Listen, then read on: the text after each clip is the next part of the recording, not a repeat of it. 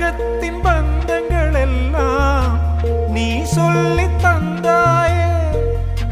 பிறப்புக்கும் இறப்புக்கும் இடையில் வழி நடத்தி சென்றாயே. உனக்கே ஓர் தொட்டில் கட்டி நானே தாயாய் மாறிட வேண்டும். ஆராரிராரோ நான் இங்கே பாட, தாயே நீ கண்ணுறங்கு, என்னோட மடி சாய்ந்து